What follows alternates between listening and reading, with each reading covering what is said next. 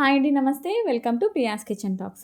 ఇదొచ్చేసి సింపుల్‌గా చేశాను. కొత్తగా ట్రై చేశాను నేను కూడా ఇదే ఫస్ట్ టైము. సోయా చంక్స్ ఉంటాయి కదా! అదే మిల్ మేకర్ రైస్‌లాగా చేశాను. ఫ్రైడ్ రైస్ ఏం కాదు కానీ నార్మల్‌గా రైస్‌లాగా చేశాను. మనం ఇంట్లో ఎగ్ రైస్ చేసుకుంటాం కదా! సేమ్ అలా ట్రై చేశాను. ఫస్ట్ అయితే మిల్ మేకర్స్‌ని ఒక హాఫ్ కప్ వరకు తీసుకొని హాట్ వాటర్‌లో బాయిల్ చేశాను. బాయిల్ చేసిన తర్వాత అది చల్లారిపోయిన తర్వాత ఇలా చేత్తో వాటర్ అంతా కూడా వంపేసాను. బాగా పిండేసాను. అలా పిండేస్తే వాటర్ అంతా కూడా నీట్‌గా వచ్చేస్తది. వాటర్ ఉంటే ఏమంటే బాగా తినేటప్పుడు మెత్త మెత్తగా అలా ఉంటుంది. బావుండదు. కాబట్టి వాటర్ అంతా వంపేసి మిక్సీ జార్‌లో వేసుకొని మిక్సీ పట్టేసుకోండి. ఇదొచ్చేసి నేను చాపర్‌లో వేశాను. కొద్దిగా time taking process.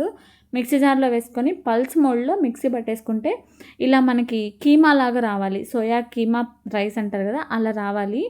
Soya keema లాగా వచ్చేసిన తర్వాత పక్కన పెట్టేసుకోవడమే.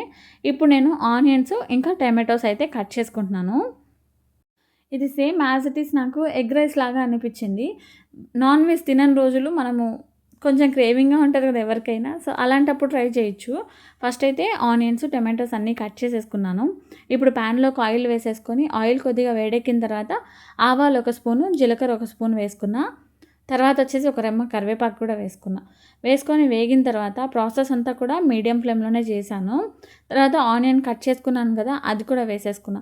ఆనియన్‌ని బాగా ఫ్రై చేయండి కొద్దిగా. బాగా సాఫ్ట్ అయితే సరిపోతుంది. ఇప్పుడు అందులోకి ఒక హాఫ్ టీ స్పూన్ వరకు అల్లం వెల్లుల్లి పేస్ట్ కూడా వేస్తున్నాను. అల్లం వెల్లుల్లి పేస్ట్ కూడా వేసి బాగా పచ్చిదనం పోయేంత వరకు మంచిగా ఫ్రై చేసుకుంటే సరిపోతుంది. సేమ్ మనకి ఎగ్ రైస్ చేసిన ప్రాసెసే ఈజీగానే ఉంటది. అల్లం వెల్లుల్లి పేస్ట్ కూడా వేసి బాగా వేగిపోయిన తర్వాత మనం ఇందాక చాప్ చేసుకున్నాం గదా! ఆ soya keema, meal maker keema rice. Meal మేకర్‌ని కూడా వేసేసుకొని బాగా మిక్స్ చేసేసుకోవాలి. ఇది కొంచెం బాగా పచ్చిగా ఉంటది. కొద్దిగా బాగా ఉడకాలి. ఆల్రెడీ హాట్ వాటర్‌లో జస్ట్ సాఫ్ట్ అయిందంతే. కాబట్టి ఇక్కడ బాగా ఉడకాలి. సో, ఇప్పుడు దీన్ని కూడా ఆయిల్‌లో బాగా ఫ్రై చేసుకొని అందులోకి కొంచెం కారం కొంచెం తక్కువనే వేసుకోండి. ఎక్కువ వేసుకుంటే బాగా తెలిసిపోతుంది.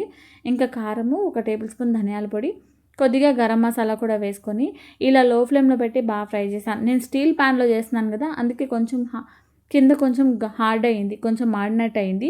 మీరు నాన్ స్టిక్‌లో చేసుకున్నా కూడా బానే ఉంటుంది. నాన్ స్టిక్‌లో అయితే ఇలా అతుక్కోదు.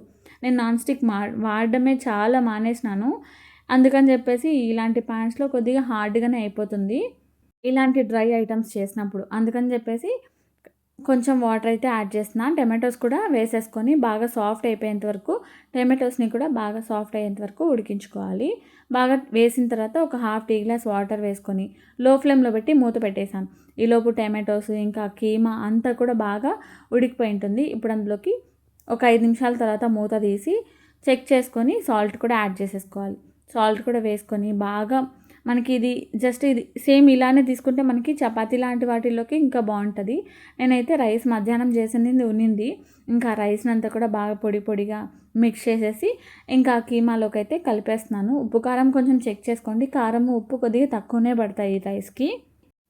అన్నం కూడా వేసేసి అన్నంకంతా కూడా మసాలా బాగా పట్టేంత వరకు బాగా మిక్స్ చేసేసి మూత పెట్టి ఒక 10 నిమిషాలు లో ఫ్లేమ్‌లో పెట్టేసేయండి. అప్పుడు బాగా రైస్‌కి మసాలా బాగా పట్టేస్తుంది. ఇంకా బాగా వేడికి గూడా అయిపోతుంది. అన్నం మధ్యాహ్నం చేసిందని చెప్పాను కదా! అందుకని చెప్పేసి ఒక 10 నిమిషాలు అలా మూత పెట్టి మగ్గిచ్చేస్తున్నాను. ఆ మసాలా అంతా కూడా రైస్‌కి బాగా పడుతుంది. Taste same as it is ఇంట్లో చేసుకున్న ఎగ్ రైస్ లానే ఉంటది. లాస్ట్‌లో అయితే కొత్తిమీర వేసేసుకొని సర్వ్ చేసుకోవడమే. చాలా బావుంటుంది. లంచ్ బాక్స్‌లో కూడా బాగా సెట్ అవుతుంది. ఒకసారి మీరు ట్రై చేయండి. డెఫినెట్‌గా మీకు కూడా నచ్చుతుంది. మీ లంచ్ బాక్స్ రెసిపీస్‌లోకి ఈజీ అయిపోతుంది.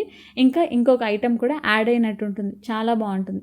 కొత్తిమీర వేసుకొని సర్వ్ చేసుకోవడమే. వీడియో నచ్చితే లైక్ చేయండి. సబ్స్క్రైబ్ చేసుకోవడం మర్చిపోవద్దు. అంతే ఈ వీడియో. బాయ్.